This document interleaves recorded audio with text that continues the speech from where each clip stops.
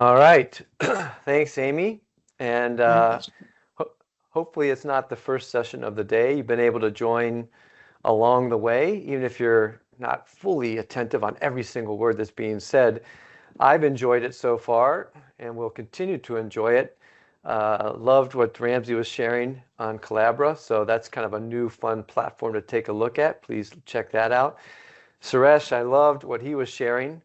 I love talking end-to-end kind of services and end-to-end kind of when you think about the experience. So exciting to hear what he's bringing relative to that area, that which is probably new for folks to think about. Peter just finished up, and I'm going to come back to some things that Peter was sharing. So that's really kind of cool. I'm going to make some comments on that here in a second. Um, and then stay around because Watermark Learning coming right up after. Boy, you talk about great offerings that they have and their approach to training and development they're going to share. Of course, you got Barkley Consulting. Jeff, you've maybe, if not heard about it, the high performing space that he's working on, he's going to share. And then Kimball finishing up with Atlas. So what a nice day, as everyone said, just to get some exposure to whether it's software or knowledge providers. And as Peter was saying, I was thinking about what really to kind of do here, right? And I think what's an opportunity for you all that've been joining is just to get some exposure to maybe a company, a person, someone in the network, whether it's software or knowledge provider, that maybe you don't have. And because we all bring some uniquenesses, we all bring some common things, if you think about the knowledge providers, but there's different offerings you're hearing about today, some really cool, offerings that some of the companies have come up with, different thought leadership. And so I appreciate the time that I have with you. If I don't know you, you'll get a chance to get to know me and my approach to this BRM journey that many of us are on. And now back to Peter. I haven't talked to Peter in a long time. Of course, he and I know each other well, but it's almost like I'm part two of a little bit of what Peter just set up nicely. So I was excited to listen to how Peter framed things up, particularly on organizational relationship management. And so some really cool things that he shared, just like everyone else is sharing today.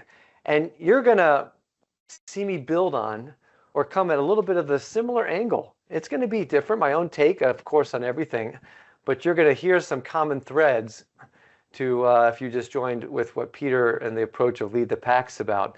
Because as you've done this for a while, you start to pick up on some things that are really important. And so I thought, what would I share? And you're going to see what I'm going to share. So let's get going together, and go ahead and interrupt along the way, but we'll have time at the end as well to kind of get into some conversation, perhaps, like everyone says, based upon questions and stuff. So here we go. Whole session. A lot of what I'm going to focus on as a theme is making BRM stick. Okay? I'm going to talk foundation, fit, and stick. Ultimately, I want to kind of have from language to live practice, excitement to staying power, and ultimately to results. So this is not going to be a demo about a model or a framework per se, but it's going to hopefully be a demonstration of how BRM becomes real inside your organization. So again, I can tell you it's going to pick up from and build upon, I think, a lot of insights that Peter brought just previous to this. So before I jump in, I want to share a little bit about how I learned this. You're seeing the slide there. How I learned this, because nobody taught it to me in some framework or some model. Okay, so I'm in a new assignment. I'm on this global team, and I'm running into frictions with the general managers in each region. And these are new relationships I had with the general managers. And each of them, of course, want to do their own thing. They're pushing me and pulling me in different directions. I'm trying to establish good relationships with these GMs as a part of this global team. But I'm getting a little concerned of the friction and a little bit of the challenges that I was facing. Well, along that journey, the global president pulls me aside one day and says, "Hey, Kip, I want to talk to you. You know what? I've been testing you, Kip." Kind of did it in quotes, the testing you, Kip. I knew who you would run into as you started your work with the GMs and across the regions, and I wanted to see how you would kind of respond. Would you fall in line or would you kind of stand your ground? And it's good to see, Kip, that you're standing strong. I appreciate that. It was a very short conversation. And I just remember it was at that moment that truly I learned that I actually built more trust, more equity with that global president by standing strong versus giving in and kind of just falling in line with what the GMs wanted me to do per region, right? We know that trust, you're not going to build the trust by just being an order taker and agreeing, right? A BRM who's only doing that, you're never going to find your seat at the table. It's going to be those that are building that partnership that we've been talking about today that's going to have the chance to do that. So that's the lens I wanted to set up here as I get into kind of my key thoughts on this approach of BRM and what I'm going to be sharing. So what is this going to be and what it's not? I could tell you it's not going to be a shiny object. You're not going to hear something about a shiny object. It's three things you will not see today. You're not going to see kind of a look at my model. I'm not here to pitch a framework per se. That's not what it's going to be. I'm also not going to bring a software. I love, again, the couple softwares you're seeing. You're going to bookend the day with some nice platforms there. So no kind of walkthrough on some platform or software. I'm not going to have a forced methodology. Nothing is bolted on by some template I'm going to share. Okay, that's not what this is going to be about today. And what you're going to hopefully see, I hope, you're going to learn a little bit about my approach, but you're going to hopefully see how BRM becomes real, useful, and durable. It's got to last.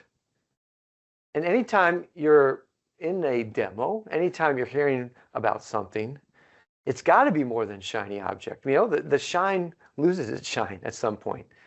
And it's so important that we understand how it can last.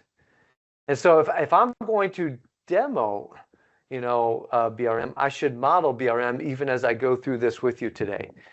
So I'm going to kind of like go through how you approach BRM, I hope. That's how I'm going to even try to approach our time together. And it always has to start with your context. Never leading with our offering, right? As a BRM, it's not, here's what I have from IT or whatever we're talking from a functional perspective. It always needs to start with your context. I lead, hopefully, as a BRM, is hopefully what I'm going to try to model here today, with your situation. Most pitches, it's here's what I'm trying to sell, or here's what I'm trying to. Ultimately, BRM starts with what's actually going on. So even before I go further, I could ask you, why are you here today? Why'd you take time out? You're busy. You got a lot going on today. Well, I'm imagining some of you are here from your context is, I've got a couple tools. They're not working as well as I'd like. I'd like to check out a couple tools, and I'd like to understand what capabilities are out there in the BRM community. Maybe some of you are not as far along. You're just getting an introduction to some of the knowledge providers, software providers, and some of you are here maybe just trying to understand what's being marketed, what's really true. So each of you are coming from some different contexts, even today. But that's how BRM starts, right? And then ultimately, you try to provide some clarity. You get the context of the situation at hand, you get the clarity then. Cut through the noise, try to understand what the person is really looking for. And ultimately, again, underneath any reason that you're here today, you're probably trying to kind of decide, do I need to kind of look into one of these more? Do I pursue any of these ideas that I'm hearing about today? That's the clarity you're probably looking for. Everything needs to connect to value. You're going to probably hear everyone talk today about value, because we know in this community, value is critical, and impact and value. At the end of the day for today, you're here, and hopefully you're trying to figure out, do I lean in? Do I ask for some budget to go to this workshop or this training? Ultimately, you're trying to make sure that if you're going to make a decision to pursue something you're hearing about today, it's going to bring value to your organization. You don't want to miss the budget cycle as you're setting up your next year's plan for different workshops or offerings that you're going to hear about today, right? It's got to always focus on your reality. Everything needs to be based upon your context, not my framework, not my offering. So what I show you and talk about over our time together is not going to be a fixed pitch per se, a fixed demo, right? It should always follow your situation, not my playbook. And so where does my read so far come from? Where's this Kip guy come from? Some of you don't know who this is at all. So let me give you a little context of my lens, my experiences that kind of build with this. First of all, a lot of what I bring comes from 25 years of Procter & Gamble.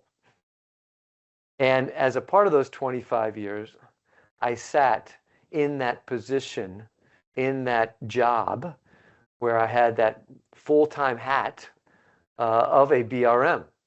Now this was back before BRM Institute was even created back in the 2000, when our CIO, our president of GBS services, said, we are not staying relevant. We are losing a little bit of our strategic value. We could become commodity pretty quickly unless we do something differently. And so we instituted a BRM capability, and we instituted specific positions. And Peter opened up that nice door there as he talked that, and I'm going to talk that as well. But a lot of my context comes from living in the work, not just reading about it, not just studying it. And so a lot of personal stories, a lot of stories of other people and other companies, but a lot of times living and breathing it and feeling the pain that we all can feel sometimes. Along those 25 years, just other assignments as an executive within IT, also GBS, understanding the full operating model. Again, it's going to be hard for me not to refer back to some of good Peter's one-lines. It was right on. This is a bigger ecosystem we're going to talk about today. And so critically important to understand the operating model and every part to it to really make successful what you're doing with BRM. Lots of opportunities and work with service management. That's why I really was enjoying the kind of the experience side of what Suresh was sharing earlier. I really spent a lot of time still even talking about end-to-end service experience. And so I learned a lot from Suresh this morning on his approach there. So service management, product management, delivery, operations, you got to know that. And so a lot of background there in context. And of course, then in the last 10, 11 years, been working as a advisor, trainer, coach, knowledge provider, as you're meeting with some of us today for the first time, perhaps, or reinforcing some relationships as a part of BRM Institute. And I ran into BRM Institute in 2016. It was after I had started some work related to this area. And my first conference was the Banff conference. And I can go forever just talking about that conference. So people have referenced the conference coming up. Hope to see you there. So this is a lot of my context and what brings me to what I'm going to be speaking to today. I do work with a couple other organizations a lot of my time. Get in Sync is a platform, software platform, really focused on application portfolio management. I wish I would have had it. Kind of ties with applications and capabilities. Gives me what's my total spend. I can actually talk with my business partners kind of on the full landscape of the portfolio. So that's a platform that we've been kind of working on. And then I still work with my old CIO, Filippo Passerini, started an organization years ago. And I work with Initia. And what we do at Initia is we go around and help people with IT and global business services. And we apply what we did on service management, operations, and transformation. And I bring that up because anytime I'm working with Initia, I will always say these words. The secret sauce of what we did at Procter & Gamble, and Filippo would tell you the same thing, was business relationship management capability. Drop the mic. I'm telling you it was, okay? It's that relationship between IT and business, or financial services and business.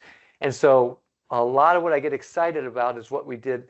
We continue to apply that with Initia, and we also do service and everything. So those are a couple other groups I work with, but you're really going to hear a lot of my context from some of those experiences I shared. That I've worked with a lot of organizations over the last 10, 11 years since leaving P&G across industries.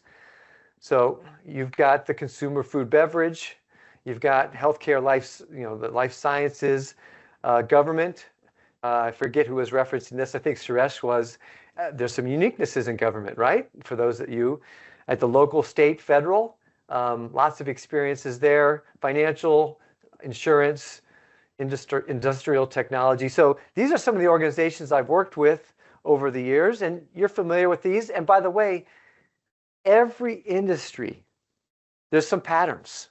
So it's not like there's just one industry that has this unique BRM thing going on. There are patterns that all of us that are speaking with you today, we see them. We experience them. It doesn't fail or succeed by industry. It fails or succeed by some of the things that Peter was really stepping up. So you're familiar with some of the companies I work with. All distinct, all unique. And it's important to think about that because there is no such implementation that's the same. So, a couple key things that I'm really going to build this around. Knowledge, the offerings, everything like that. I want you to think about that as your map. But the organization is really your terrain. So I'm a big fan of the body of knowledge at BRM. I'm a big fan of a lot of other kind of content and material that each of us will bring in and talk about. But I can't tell you enough about the body of knowledge at BRM Institute. It's rich. Beyond what you get in your normal training classes, that body of knowledge is rich. And it's so helpful. Okay? It gives us the shared routes. It gives us that shared language. It is so useful. Here's what we're going to focus on, guys. The terrain. Your organization is distinct. It's uneven. It's specific in its terrain. Your culture, your system is going to even dictate which paths are even passable. Okay? The map is not the territory. People who only know the map are going to get lost on the ground. Okay? You're going to get lost if only you have the map with you. You know, nobody has driven a map before. It's going to be how this comes together, how this works together is going to be really the essence of so much of my approach and so much of what we're going to talk about. So this line, your culture eats my framework for breakfast. Okay, you know the culture breakfast on strategy. I thought I'd use that here. It's true. Your culture, your organization, as Peter referred to it, your system is going to eat anything I bring in terms of a framework. Okay? Now be clear on what I'm saying and what I'm not saying. Okay? I love frameworks. Okay? So we are all going to, and you're going to hear some new ones today, perhaps, or get reinforced with some things that Suresh and Peter and others are going to be sharing, and Jeff later and stuff. Frameworks are good. BRM Institute, we have a lot of frameworks and models. So I love them. We all are going to use them. I use them all the time. It's a great way to get going. I'm not anti-framework. I'm not anti-framework, but you know what? I'm anti-force fit. I'm anti-force fit. The framework ultimately needs to serve the organization, never the other way around. And this is where I think we get into trouble on our BRM journeys. You know the consultants that will come in and have this beautiful, here's what you need to buy and use this. And of course, when it doesn't work, they blame you. Those are not the ones you want to have in your room. Okay? Do not have those kind of people coming in to try to help you, because that's not BRM. That is not a BRM approach at all. Remember, BRM is selfless. Remember, some of you are familiar with some of the things that we talk about in BRM. And one of the things is selfless. If you're a BRM and you're doing an approach, it's not about you. It's not about framework. So that's critically important. And you guys know this too. One of the topics I like to get into is BRM never lives alone. It's always in an ecosystem within your company, okay? If you're in an IT role, If you're in technology, just pick a couple things from a technology perspective here. You've got ITIL and ITSM. Maybe that's a real strong thing you have in your organization as you're doing some things with ServiceNow or whatever the case might be. You got COVID on governance. Gartner's going to come in with tons of stuff. Portfolio management's got some things. All of those are wonderful, perhaps, okay? The worst thing is, hey, I got what you need for BRM. No, it needs to kind of understand how it fits. What's the connective tissue? Where's the BRM frameworks? Where are the BRM models? Where's the things fit within your construct, within your system, within your ways of working? This is where I think a lot of things break down. It really should not just be another framework competing for attention. Hey, I'm BRM over here. And don't worry about those things. If you don't worry about those things and you don't start to really think about it as a whole organization, you're going to be in trouble. So why? Why then? With all of this, Kip, is BRM sometimes often fading? And I'd like to talk about it as a honeymoon problem. And maybe some of you will relate to this, okay? Energy is great at the beginning. It's that staying power, it's that lasting power, that sometimes is the hard part, okay? So the initial excitement of BRM, don't dismiss it. You go to this workshop, you get this training, you follow this. You know what? People start to believe it. Leadership supported you to go to that. It's awesome. Budget's approved. There's real hope in the room, So don't roll your eyes at that initial excitement. It is real, okay? It's valuable. It's just not enough. But hey, the good news is you went to training. So you got the initial excitement. Now you went to the workshop and you really come out of that fired up. People are leaning in. There's good discussion. There's maybe a few folks going, aha, I've got a new insight here. So the training, the workshops, the offering, things that we're going to be talking about you today, it's awesome. It's going to be different this time. It's going to be different this time. And there might even be new language back at the company. You might shaping demand. Oh, nice. Hey, what are we doing on, kind of that strategic, partnership? What are we doing thinking around that capability? How do we think of, you're starting to hear some of the language. They might say purposeful narrative, or who knows how far they're going in the language. But you start to hear that. It's not nothing. This is good.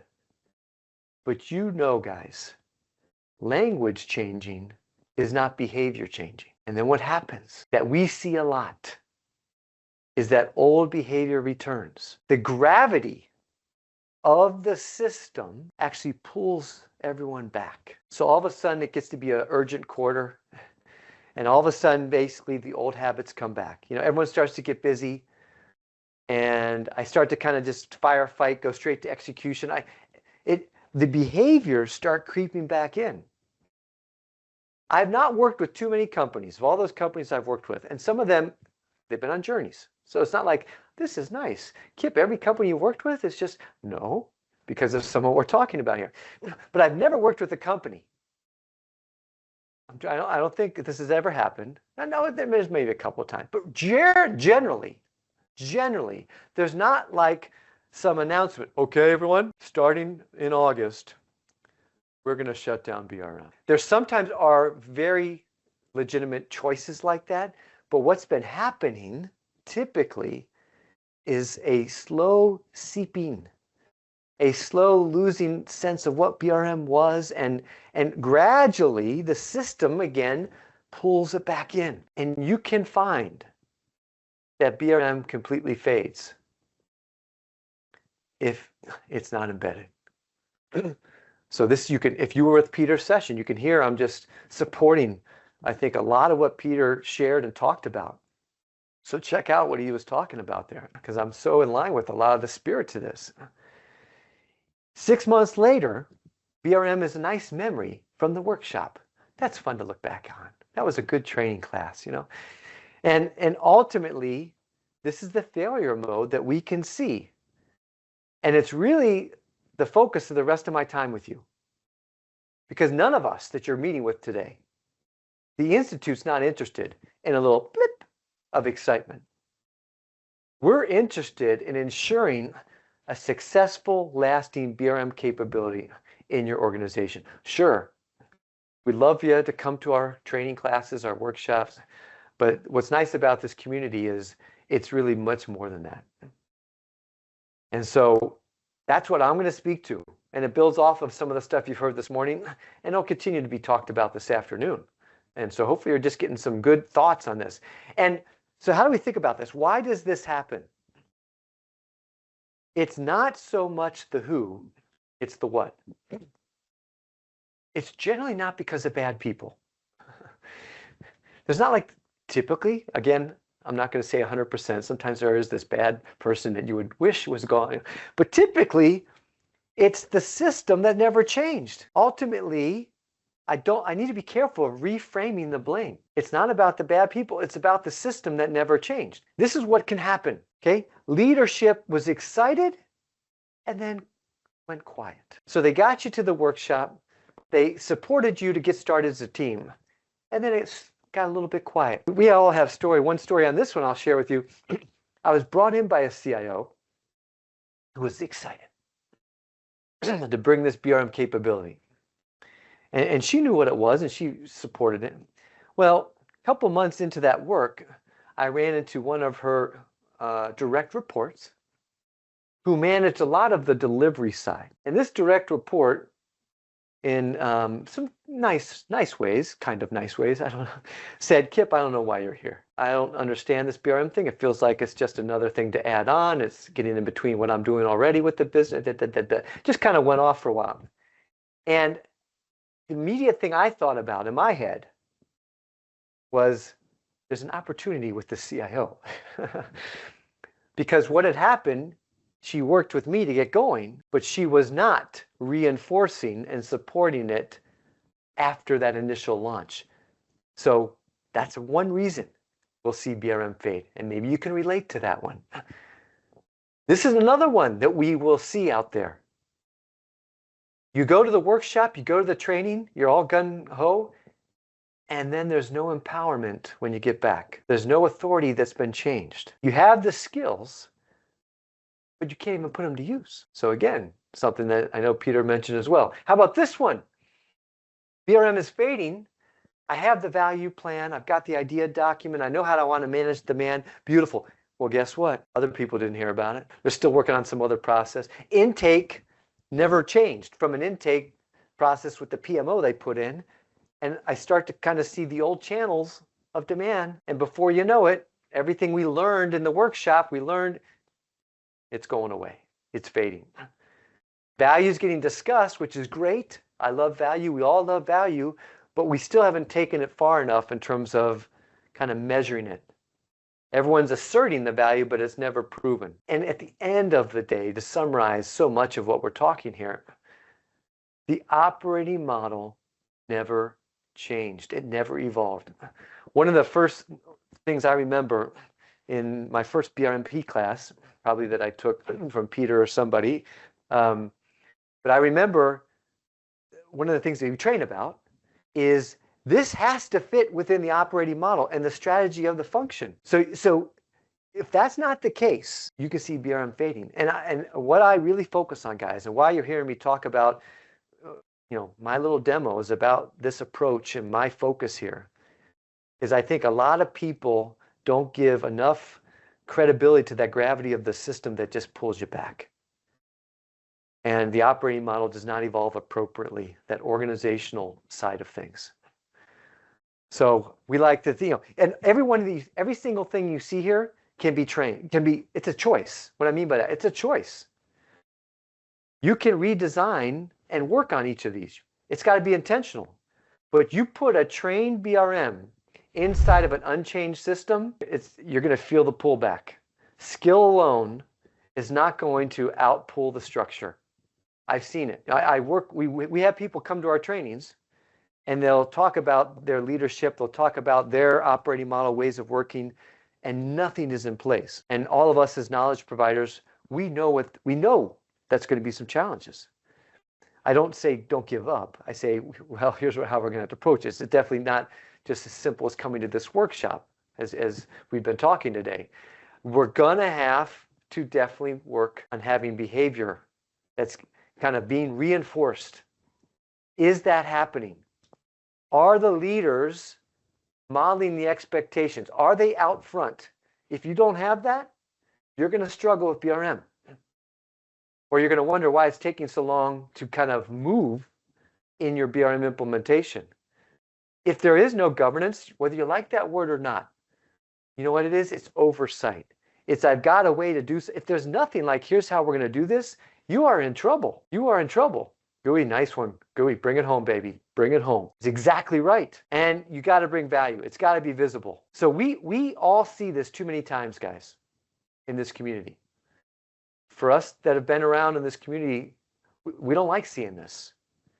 And so we really are all about in this community making sure we don't see this. And I'm just giving you a little bit more fire to this, okay? The system will win by default. I could just use Gooey's nice little picture there. Change the system. So how do we beat this default? How do we beat this? 3 moves: foundation, fit, stick. The foundation is important. So a lot of what we're talking about today, and you can see that it's not like some of us are going through the details of every single class, and that's important. The material, the language, everything that you're going to get in our core offerings, everything you're going to get in our customized offerings, that's important. It gives you the shared language, gives you that vocabulary. But I've now got to move into fit. It's got to be shaped and not force fit. There's been a BRM conference. There's a few people, I think, even in this call, they'll take something from the body of knowledge, and what I like in some of the sessions at the conference, you'll see this, they'll say, so here's what I did with that to make it our own. That's what we're talking about here. You can't, I have these 5 things on this technique, and here's the template, and the template must be used exactly like, no. How does it work with your language? I could say this is the word to use. You might use a different word. Let's be smart about it, okay? That's why I like the purposeful narrative. Again, I'm testing your BRMP knowledge here, CBRM knowledge. We talk in Evolved Culture, purposeful narrative, creating a pull, not a push. If you are pushing BRM, we'll keep talking for years as you keep trying to do that. You've got to be intentional and deliberate on creating the pull through that language and everything. And at the end of the day, it's about making it stick. It's making that stick. It's got to survive versus the workshop.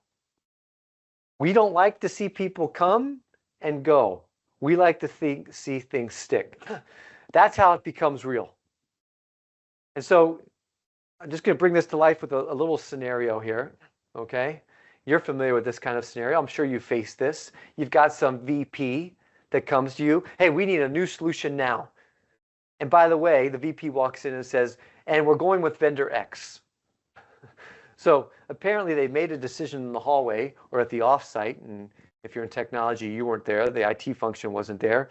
And by the time you hear about it, it's now a proposal. It's an announcement. And of course, there's urgency to it. It's never, hey, we want to think about this with you. No, it's we need it by the end of next quarter. You know, urgency is the tell. It's there to kind of skip the questions that a good partner would ask, right? In terms of, you know, what we need this for. Value generally is assumed. Of course there's value to this. It's going to fix the problem we have. This is obvious. The case was made once. It's now treated as fact. That's how people think about that. And now they're basically just saying, execute. You know, you're being brought in, not as a partner, but you're being brought in to go build it. And you're not near the decision. You're just here to implement what they came up with. How a BRM responds, put on your BRM hat, how your BRM response here is the whole demo, is the whole thing that we're kind of going to keep talking about for my remainder time. Okay? And there's really 3 ways this could go. There's multiple ways, but I'm going to summarize it. Okay? 3 ways of maturity. Okay? If you're an order taker, you're basically going to say, okay, we've got the vendor. We're going to need to build it by quarter 3. Let's put in the ticket. Off we go. You're just, you know, you want fries with that? A little shake? What else do you want? You know, and you kick it off and you're going. Maybe you're a service provider, which is, okay, let's make sure we do this right. Let's get the core capabilities in place, clear milestones, solid execution. So you're going to provide good service here, but you're still nowhere helping in the decision space. Of course, we want to be as a function and as individuals here, shaping the outcome. We're going to basically say, hey, Vice President, help me understand what you're trying to accomplish. Can you tell me a little bit more about the value of this solution? And you're going to come with some good questions. Same urgency, but the strategic partner is a different posture. That strategic partner, by asking those questions, it's a different posture. Same urgency that the order taker and service provider had, but it's different posture. And that posture that strategic partner feels and has doesn't come from nowhere. It goes back to the system that we're talking about, okay? You need to ask, what has to be true for someone to push back on this VP who's already decided what they want to do? That's really the question. And I remember moving along this little sequence here of kind of maturity. Well, you know what? When you're in a strategic partner and you're able to kind of push back on that VP and you're having this engagement, let's go back to what we've been talking about in the system.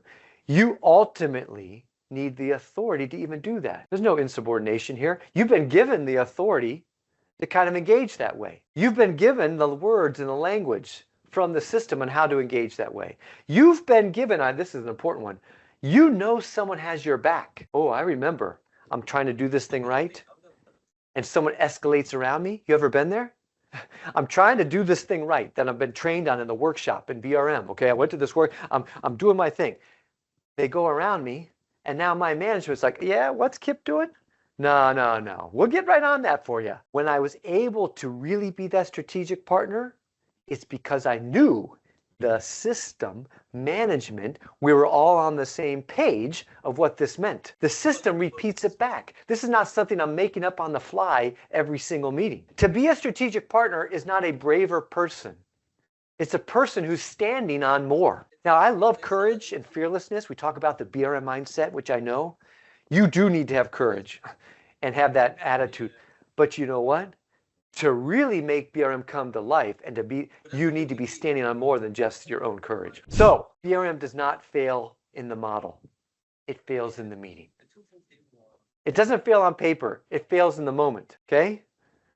This is what's really true. You cannot train your way out of the moment. The system has not prepared you to hold, okay? This is what because the pressure is going to rise. The value is going to be maybe unclear. The demand needs shaping. The BRM is going to have to challenge. You're only going to be able to do that when you've got a supportive system and you've got all the things that we've been talking about so far, and to build off of what Peter was sharing as well, to allow you to do that. Stickiness, the system, I hope it gets better in the organization. This will get better. Next time I do it, it'll get better. No. It's got to be designed in. You've got to really work on these things. And that's what I really focus on in my work. And that's what, if you really want things to last and fit. So leadership reinforcement, role clarity. How are you meeting with your stakeholders? That mapping work. Some of these things have been talked all day long. You've got to get the demand shaping consistent and understood across the organization. How are we thinking about value across the system? How are we thinking about the coaching beyond the training? All of these things need to be designed in from the start, or the honeymoon is going to end right on time. You can almost track implementations of BRM. And again, each of us, we don't want it to just be a honeymoon experience. We want it to be that 50th anniversary that you're having as a party in your particular BRM marriage, let's say, right? So here's how I help, guys. That was a big old setup of how I think about this. And just like a lot of our knowledge providers you're going to hear today is, yes, all the trainings, all the certifications, you better believe it. And I spent a lot of time with those. And just let me speak, some of those are core offerings, but you're going to see them brought to life in their own unique way. So you can imagine I'm going to bring it uniquely to life. It just says Suresh, Peter, Watermark, Jeff, each, so whatever, GUI and others. So now let me add a few things here. I actually don't myself, this is just me. Now you're learning about each of us. I don't do as many public open ones. I'm usually doing more company because I really do like to build off of the whole thing we've been talking about, foundation, stick, and fit. So I'll have a few out there. That's one thing that you'll see a little bit is I just do more of the private ones. But the other thing I want to highlight, and it builds off of, again, Peter needs to pay me for all my commercials I'm giving him here. But one of the things that I think is really important is I spend a lot of time with not just these 12, 20, 30 BRMs over here. I cannot reinforce that enough. My favorite organizations that are getting what I'm talking about here, the CIO will stand in front of 1,000 people and say, you're all BRMs. Because you all have relationships. So put that role into your job title. Yeah, you have a different position title, but you're a BRM. And so that's why you're all going to get BRM indoctrination. And yes, these 20 people over here, they're going to go deep in the competencies, and they better help model this. So you're going to see in every organization these kind of ideas. There's no organization that does this exactly the same. I do like the ones that sometimes, as Peter said, have these positions and titles, but also my favorite organizations are bringing BRM to the system, to that organization, as talked. Practical workshops, you better believe it. Nothing more fun than a little scenario and a little upset business partner yelling at you and you have to deal with it, right? So the practice, the real hands-on, gotta bring that. So there's not too much I do outside of bringing that to life. Love coaching all the way up, all the way through the BRM team. So that coaching is very important to have that to bounce off of people. And I do a lot of advisory facilitation. So if you're trying to implement BRM, here's the approach. And along the way, here's a training class. Yes. Along the way, here's a workshop. But again, how do we get this in a way that lasts? That's what's critically important. And to bring it home at the end, custom. I want to make sure that whatever we're doing fits in your context. So again, I will tell you all the offerings I have. Look at this, look at that, nice. But that's only going to come after I spend a lot of time understanding your culture, your system, your ways of working, and let's do the right thing together. Remember, BRMs don't lead with, here's what I want to sell you from IT. Look at all this. No, you know what a BRM does. You actively listen, you have empathy, you try to understand. That's my approach. And what makes that different, I hope, is it's not going to be one size fits all. It's not BRM in isolation. If there's a BRM team coming to me and they're an isolated BRM team, oh, they're going to hear about it. And we're going to work on that together. It's hopefully training, hopefully it's not training that doesn't last. And it's not by the book lecture. You do not need to hear Kip talk. You're already hearing Kip talk way too much now. I'm almost done, by the way. But you do not need that. I hope what it is, when you're working with myself, it's practical, contextual. It's built for your terrain. Remember, your terrain is different than their terrain. So don't think what worked for them is going to work for you. We need to understand your terrain. Executive informed. I've been there. I've been there in the role. I've experienced that meeting that you went into last week. Let's talk about it. I am here to hopefully make it last. I get sad. I go home with my family. We have tears if it doesn't last. I don't cry with my family. I cry alone. But no, we want this thing to last. And I want to bring it to life. I hope that's what it is. I hopefully can bring it to life. And hopefully you're feeling that. Okay? So you just saw 4 things that I hope make it different if you're working with myself in my organization. Here's why these 4 things actually move people. Okay? Energy and conviction. I want the room leaning in. If I'm talking to work with an organization, I want them leaning in. They feel why it matters, this BRM thing. I like getting people fired up on why it matters. It's real, it's not rehearsed. It's not like I have to go off and learn it. It's coming right out of my head, right out of my experiences. It's not a polished script. I get you. I get you as an organization. And it's felt, not just heard. I want people to act. Not because they understood it. You know, the adoption of things is way beyond, as it says there, the intellectual. People need to feel it. I mean, you can download the framework. You can't download conviction. People can cover material. There are fewer that actually can make the room believe it. So, BRM done well. My approach, what I've tried to share here today, is not a shiny object. It's a useful mirror. A shiny object will get you excited. You'll go chase it. It's new. Guess what? A mirror is not new. But you know what a mirror does? It actually shows you what's true right now. That's what a mirror is going to do. It's going to show you what's true right now. It's not some shiny object. I want to help you make BRM stick. That's my whole pitch, guys. You got to know me a little bit. We're demoing our offerings. We're demoing our approach. I like to say, bring it. That is a theme of my life. Bring it. And in this context, bring it. Every room, every relationship. That's my thoughts. You reach out to me, and hopefully you learn a little bit more about me, my approach. Lots of offerings out there. And again, I cannot say enough about learn today where people are thinking. Learn some of the new offerings, new software platforms, and take advantage. And I point people to, I know where there's some great strengths today in the day that you're having. Take advantage, reach back to people, and hopefully if you didn't know me, you know me now, my approach and how I think about it. And I will pause. I actually can do that. That's one of my self-awareness is pausing. But I'm going to pause now for any comments, questions. If not, you get another little break before the next time. We do have a few minutes, so if you have any questions or comments or thoughts to share, please feel free to either put them in the chat or come off mute and share or ask your questions. That's what I try to do, Dawn. That's what I try to do. I want the sparkle back in your eyes and your leadership. You are not going to, you can't be like bored if you're going to meet with me bringing whatever I bring. And I know how to tailor it to your leadership too. But man, gosh darn it, it's an exciting time for this capability. And it's so exciting. And I like bringing the sparkle back in everyone's eyes. So can't say that enough. And again, you can see how it was a nice build of a few things that Peter and his framework and stuff showed. And Suresh, and I can't tell you enough about your day. You got good stuff coming. So fill up your drinks, get your little snack if you need to. But Watermark and Barkley and Atlas, you can't finish the better day than that, okay? It does look like we have one question. Yep, there you go. Yeah, how would you assess culture? You know, that culture, it's such a big word. Oh, culture. It's an interesting thing, right? And people have culture assessments. I always think we talk about culture as a reflection of your relationships. That's such a nice way to think about it.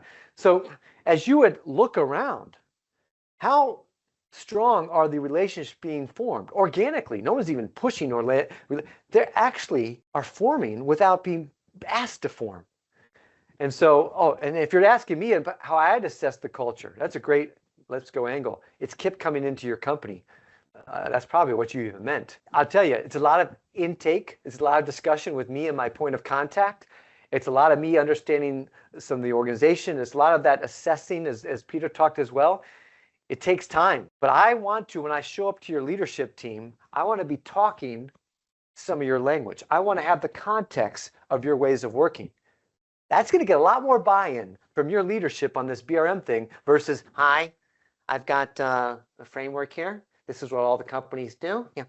No, your leadership's going to be like, okay, thanks for meeting with me, Gartner, whoever. Again, everything is good, but it's got to work together. You know what I'm talking about there, Joanne. I know you do. And Gui, I know. That's the way you do things around here. That's good. All right, guys. Reach back, Kip at kipfanta.com. Let us know, any of us today, if we can help you in any way. The Institute is here. And yes, hope to see you at the conference. If not, let's have our own virtual conference together, okay? Let's just call each other and have a little bit of tea time. It's going to be good stuff. All right. Thank you so much, Kip.